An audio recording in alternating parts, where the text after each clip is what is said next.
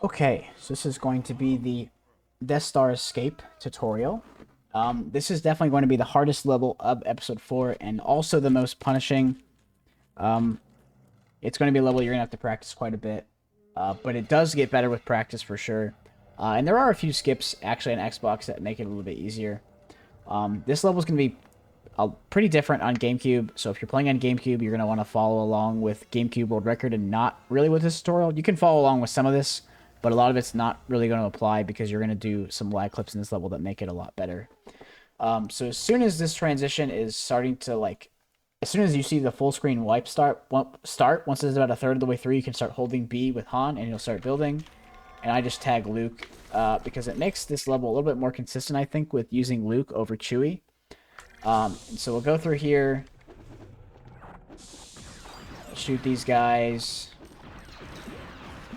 put this helmet on with Han, make sure this guy doesn't knock this helmet off, and then kill this guy that's also waiting by the door, and we'll go through. I dive roll with both players and come over here. Make sure to not shoot at all in this room, because these guys will just leave you alone if you just don't mess with them. So then Luke is going to push this thing, and we're going to push it into Han. And we're going to drop him out. So once he's like this, you can actually just lag the game.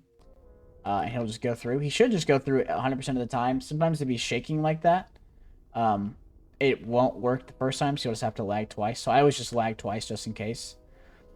So this part's a little bit difficult. Make sure you don't pop into this room with the cart here. So just make sure you go on the right side of it. And what you're going to try and do is you can see how he's like not visible and visible.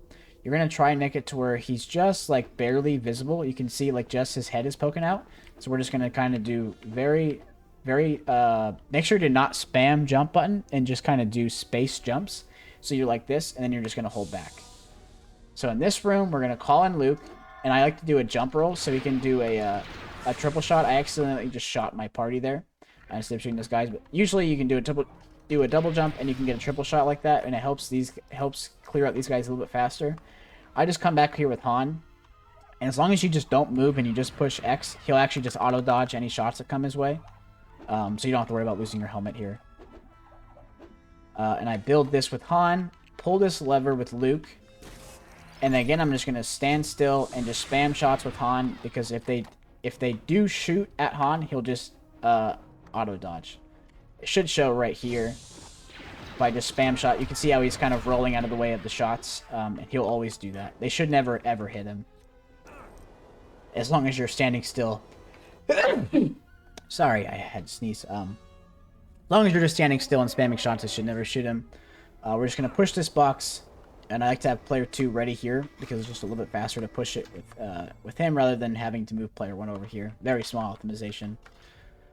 Pull this lever, and we'll go through here. Once I get to about here, I stop moving with Han, and again, just spam X, and that's just in case those guys hit Han, so he doesn't lose his helmet. Losing your helmet isn't a very big deal on Xbox, because we're going to do this lag clip anyway. However, if you get this lag clip first try, it does save around 10 seconds to keep your helmet, so it is something you should watch out for. We're going to pull these levers, and you can actually just jump this gap, and make sure you don't go past this point, otherwise those guys will shoot your helmet off. So this is Ripmore Skip.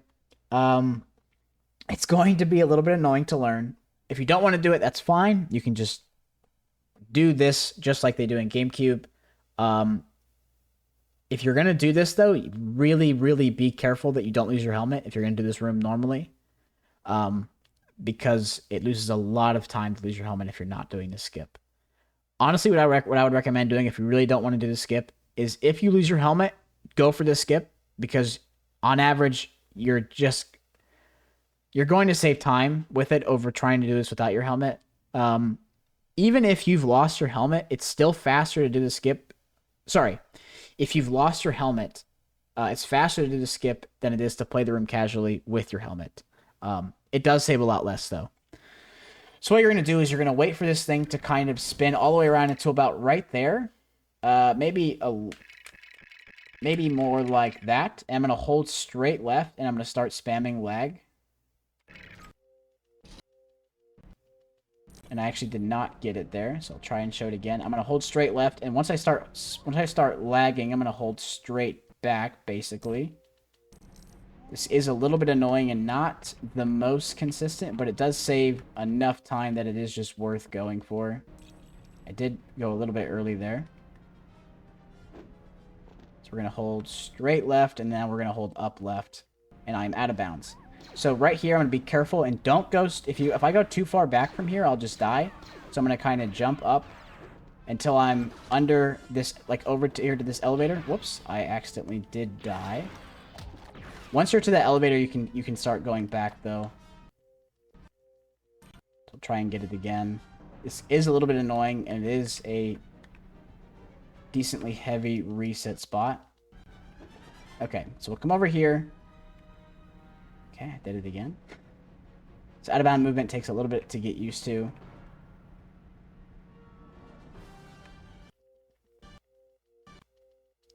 I actually had it there. I clipped back out, though, for some reason.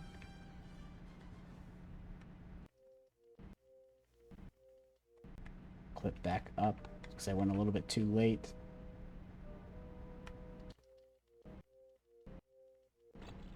Had it there again. I just clipped through the floor. Again, this is a little annoying. Again, you don't have to do it if you don't want. It only saves around... Saves 20 seconds if you keep your helmet. Saves more like 10 seconds if you don't. So it's not the biggest time save, but it does make the level a little bit better because if you do lose your helmet, this is a lot faster than trying to do this room without your helmet. So you're just gonna kind of come straight back. So then you can come up under this floor. And then we're gonna go to the next room. Once you enter this room, you can just go ahead and call in with player 2.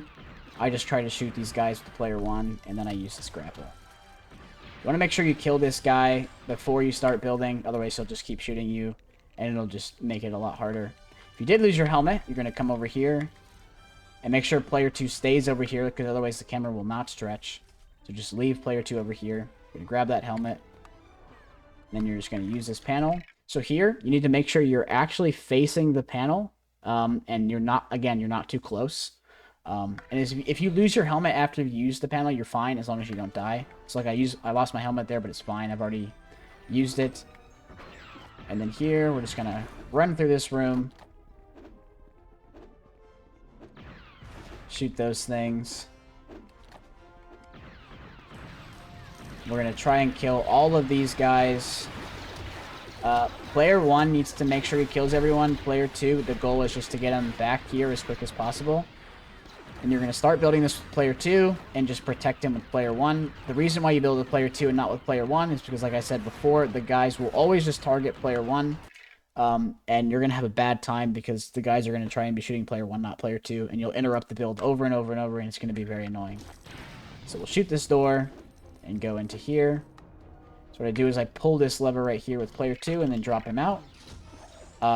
Don't kill these guys over here because you can save like 10 seconds. I haven't found out how to make it super consistent, so hopefully I get it here. We're going to push this thing, and after I finish pushing it, I call in the player 2. Just jump out of that there, and you'll be fine. We're going to build both of these things and push this.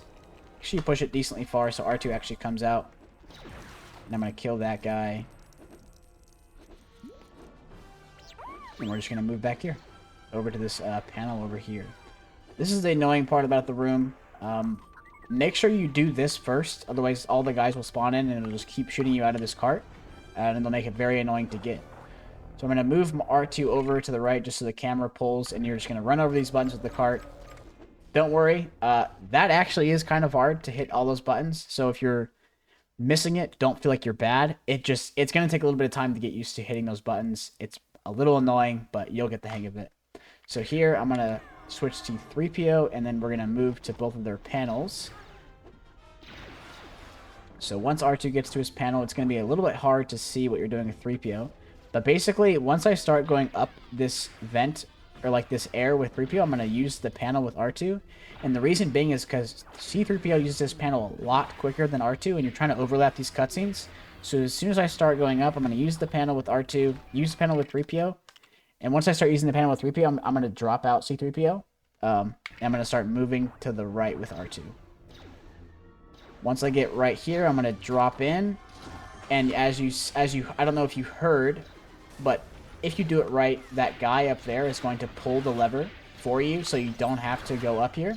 If it doesn't work, you're going to drop out R2, switch to one of the grapple characters, and you're going to go up the grapple and pull the lever. But if it does work, you're just going to call in, and you're just going to kill everyone. If you stay on this right side of the level, so we're just going to keep player 2 over here, and he's just going to keep killing this guy that spawns in up top, and then we're just going to kind of make sure I stay on the right side of the level. For whatever reason, just less guys spawn if you're over here. You don't need to worry about killing the guys that are up top to your right.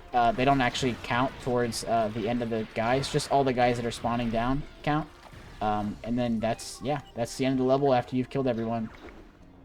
There, you just want to make sure that player 1 doesn't get pulled off screen. Because you do need to actually end with at least one of your players being Han. And the reason being is because when you move through the cantina, when you move through the cantina, it'll be a lot faster to move through with Han. It's small optimization, but just make sure you end as Han. Either on player 1, player 2, it doesn't really matter. There is a little thing that can happen where if you get to this door too fast, the transition isn't there, so you'll think you're stuck behind you'll be like on this ramp here and you can't hit the transition. You just walk back and you'll hit this transition right here. If you just walk backwards into it, it'll also hit it. But yeah, that's the Death Star escape tutorial.